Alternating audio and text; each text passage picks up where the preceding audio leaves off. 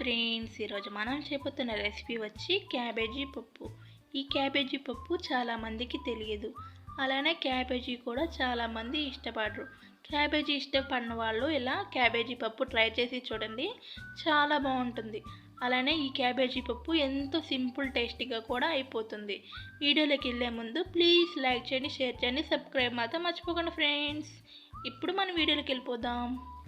Medium size cabbage తీసుకొని క్యాబేజీలు సగం తీసుకొని ఇలా చిన్న చిన్న ముక్కలుగా కట్ చేసుకొని క్లీన్గా కడిగి పక్కన పెట్టుకోండి. 100 గ్రాముల పెసరపప్పు తీసుకొని ఒక 10 నిమిషాలు నానబెట్టుకోండి. నేను ఇక్కడ పెసరపప్పు తీసుకున్నాను. మీ దగ్గర పెసరపప్పు లేకపోయినా కందిపప్పు అయినా తీసుకోవచ్చు. ఒక పెద్ద సైజు ఉల్లిపాయ, 2 మీడియం సైజు టమాటాలని కట్ చేసుకోండి. అలానే ఒక 10 పచ్చిమిర్చి తీసుకొని కూడా పక్కన పెట్టుకోండి. 10 నిమిషాల తర్వాత పప్పుని క్లీన్గా కడిగి వేరే వాటర్ పోసుకోండి. వేరే వాటర్ పోసుకున్నాక మనం ముందుగా కట్ చేసి పెట్టుకున్న టమాటాలు, ఉల్లిపాయలు, పచ్చిమిర్చి కూడా వేసుకోండి. వేసుకున్నాక కొద్దిగా జీలకర్ర కూడా వేసుకోండి. వేసుకొని స్టవ్ వెలిగించి స్టవ్ మీద పెట్టుకొని ఒక పొంగు వచ్చేదాకా ఉడికించుకోండి. పప్పు ఒక పొంగు వచ్చాక మిక్స్ చేసుకోండి. మిక్స్ చేసుకున్నాక మనం ఇప్పుడు ముందుగా కట్ చేసి క్లీన్గా కడిగి పెట్టుకున్న క్యాబేజీ వేసుకొని మిక్స్ చేసుకోండి.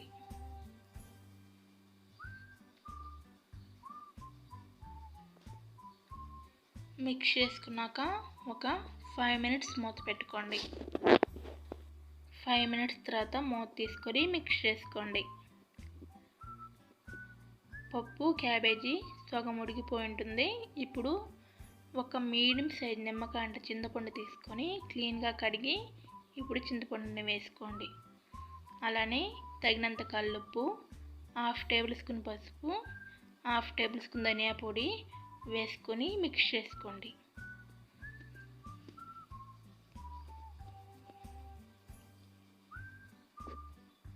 మిక్స్ చేసుకున్నాక ఇప్పుడు మళ్ళీ ఒక 5 మినిట్స్ మూత పెట్టుకొని ఉడికించుకోండి. 5 మినిట్స్ తర్వాత మూత తీసుకొని మరొకసారి మిక్స్ చేసుకొని స్టవ్ ఆపేసుకోండి. చూడండి, బాగా పప్పు క్యాబేజీ ఉడికిపోయింది. ఇప్పుడు పప్పుని క్యాబేజీని మెత్తగా మెదుపుకోండి. ఇలా మెత్తగా మెదుపుకున్నాక పక్కన పెట్టుకోండి. ఇప్పుడు మళ్ళీ స్టవ్ వెలిగించి ఒక 2 టేబుల్ స్పూన్ ఆయిల్ వేసుకోండి. ఆయిల్ వేగాక 1 టేబుల్ స్పూన్ ఆవాలు వేసుకోండి. ఆవాలు చిటపట అని వేగాక కొద్దిగా జీలకర్ర, కొద్దిగా ఇంగువ వేసుకోండి. ఇవి వేసుకొని లైట్గా ఫ్రై చేసుకోండి. ఇంగువ, జీలకర్ర లైట్గా ఫ్రై అయ్యాక ఒక చిన్ని ఉల్లిపాయని కట్ చేసి వేసుకొని ఉల్లిపాయ ముక్కల్ని బాగా ఫ్రై చేసుకోండి. ఉల్లిపాయ ముక్కలు బాగా ఫ్రై అయ్యాక కొద్దిగా కరివేపాకు వేసుకొని లైట్గా ఫ్రై చేసుకోండి. కరివేపాకు లైట్గా ఫ్రై అయ్యాక ఇప్పుడు మనం ముందుగా మెదిపి పెట్టుకున్న పప్పును వేసుకొని మిక్స్ చేసుకోండి.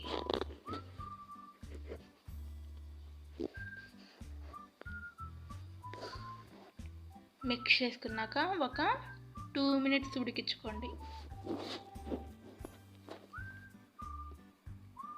2 మినిట్స్ ఉడికాక మిక్స్ చేసుకొని కొద్దిగా కొత్తిమీర వేసేసుకొని స్టవ్ ఆపేసుకోండి. అంతే ఫ్రెండ్స్, ఎంతో సింపుల్ టేస్టీగా క్యాబేజీ పప్పు రెడీ. మీరు కూడా తప్పకుండా ఇలా ట్రై చేయండి.